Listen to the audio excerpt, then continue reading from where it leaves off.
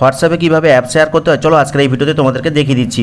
তো তার জন্য আমি তোমাদেরকে দুটো পদ্ধতি দেখাবো, শেষেরটা কিন্তু 100% কার্যকরী। তো সর্বপ্রথম তুমি যেই অ্যাপসটাকে শেয়ার করতে চাইছো সেই অ্যাপসটার উপর আঙুলটাকে প্রেস করে রাখবে, প্রেস করে রাখলেই কিন্তু শেয়ার নামে একটা অপশন পেয়ে যাবে। তো এখানে জাস্ট ক্লিক করবে, আর ক্লিক করলে কিন্তু শেয়ার করার অনেকগুলো মাধ্যম পেয়ে যাবে। তো দেখো নিচে কিন্তু হোয়াটসঅ্যাপ নামে একটা অপশন চলে এসেছে, এখানে জাস্ট ক্লিক করবে। ক্লিক করার পরে তুমি হোয়াটসঅ্যাপে যেই বন্ধুটাকে পাঠাতে চাইছো তাকে সিলেক্ট করে নিবে। তো আমি এখানে এটাকে সিলেক্ট করছি, দিয়ে এই অ্যারো মার্কে ক্লিক করছি।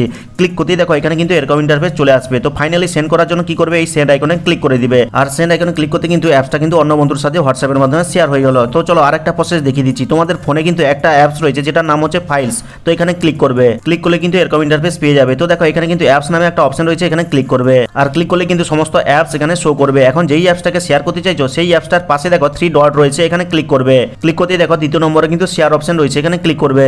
ক্লিক করতে দেখো নিচে দিকে কিন্তু হোয়াটসঅ্যাপের অপশন চলে এসেছে। তো এখানে ক্লিক করবে। ক্লিক করার পরে তুমি হোয়াটসঅ্যাপের যেই বন্ধুটাকে পাঠাতে চাইছো তাকে সিলেক্ট করে নিবে। তো আমি এটাকে সিলেক্ট করছি, দিয়ে কি করবো, এই অ্যারো মার্কে ক্লিক করব।